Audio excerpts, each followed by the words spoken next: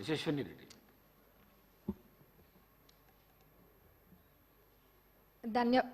ధన్యవాదాలు అధ్యక్ష. మొదటిగా నాకు ఇక్కడ మాట్లాడడానికి అవకాశం ఇచ్చినందుకు మీకు, మరి నన్ను గెలిపించి శాసనసభకు పంపించినందుకు మా పాలకుర్తి ప్రజలందరికీ కూడా ధన్యవాదాలు అధ్యక్ష. గత 9 సంవత్సరాల నుంచి కూడా విద్యారంగం అనేది ఎంతో దారుణంగా తయారైంది అధ్యక్ష. అది నా పల్లబాట కార్యక్రమంలో ఊర్లన్నీ తిరుగుతుంటే ఆ స్కూల్స్ని చూస్తుంటే ఎంతో బాధేస్తుంది.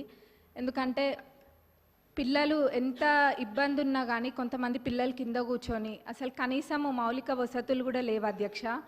టాయిలెట్స్ అయితే అవి ఎంత దారుణంగా ఉన్నాయంటే అక్కడ పిల్లలు అవి ఎట్లా యూజ్ చేస్తుండ్రు అన్నది చూస్తేనే చూసిన వాళ్ళకి బాధ అవుతుంది అధ్యక్ష. కొన్ని చోట్లనేమో అసలు టాయిలెట్సే లేవు, కొన్ని చోట్ల ఉంటే మెయింటెనెన్స్ లేదు, ఇంకొన్ని చోట్లనేమో అసలు ఎన్ని రిపేర్స్ ఉన్నాయంటే అధ్యక్ష అది పట్టించుకున్న నాదుడే లేడు అధ్యక్ష గత 10 సంవత్సరాలలో కూడా.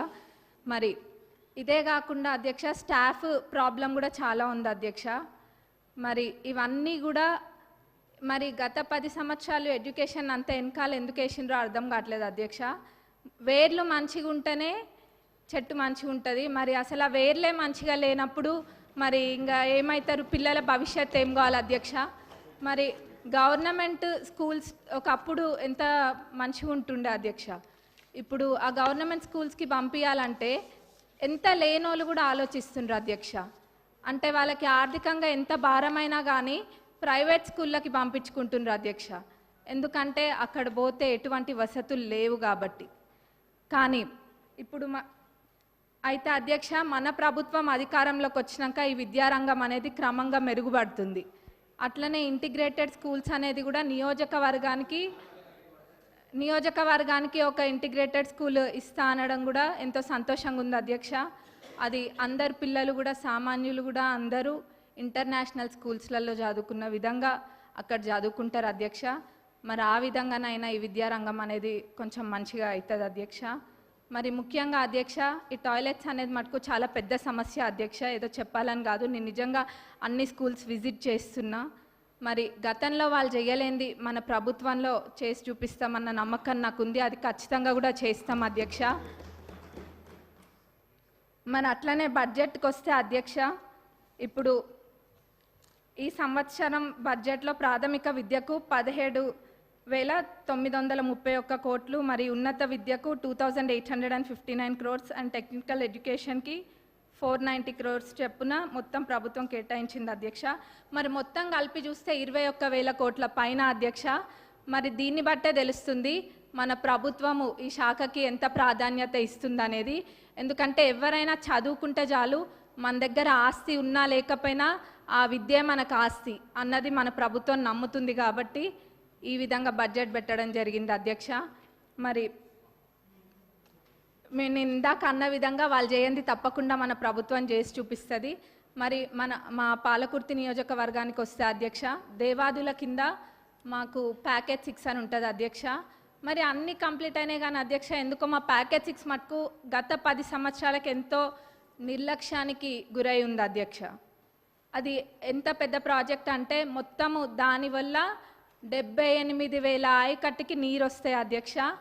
అయినా కానీ ఎంతో నిర్లక్ష్యం చేసిండ్రు అధ్యక్ష. మొత్తం కలిపి కూడా 30-35% పనులు కూడా పూర్తి కాలేదు అధ్యక్ష. రైతులు అంటే అంత చిన్న చూప అధ్యక్ష.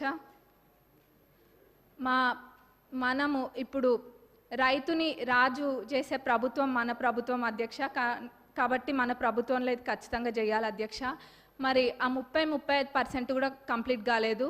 ఏమైందంటే గత ప్రభుత్వంలో గత పాలకులు ఏదో ఎలక్షన్ల ముందు ఆదరాబాదరాగా జనాలకు చూపించుకోవడం కోసం అని చెప్పి పాత కాంట్రాక్టర్ యొక్క టెండర్ని రద్దు చేసి కొత్త కాంట్రాక్టర్లను పిలిపించి ఆ ఎస్టిమేట్లో ఎన్నో తప్పులతోటి అధ్యక్ష, ఎన్నో తప్పులు ఎన్నో మిస్ చేసి ఎస్టిమేట్ వేసిండ్రు అధ్యక్ష.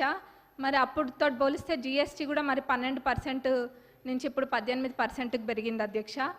ఇట్లా ఎన్నో ఇబ్బందులతోటి ఈ కాంట్రాక్టర్లు కూడా పనులు చేయలేకపోతుండ్రు అధ్యక్ష. కాబట్టి ఈ పాత ఎస్టిమేట్ని కొంచెం సవరించి కొత్త ఎస్టిమేట్ తయారు చేసి అట్లనే పనులని ప్రారంభించాలని చెప్పి మీ ద్వారా గౌరవ గౌరవ ఇరిగేషన్ మినిస్టర్ గారిని మరి గౌరవ సీఎం గారిని కోరుతున్నాం అధ్యక్ష.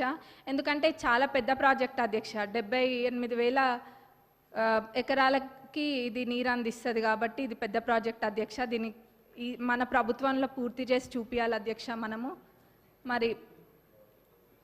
మరి అట్లనే అధ్యక్ష కాలువలు అధ్యక్ష, కాలువలు కొన్ని చోట్ల అధ్యక్ష అన్ని చాలా మటుకు కాలువలల్లో అన్ని చెట్లు మొలిచి ఉన్నాయి అధ్యక్ష.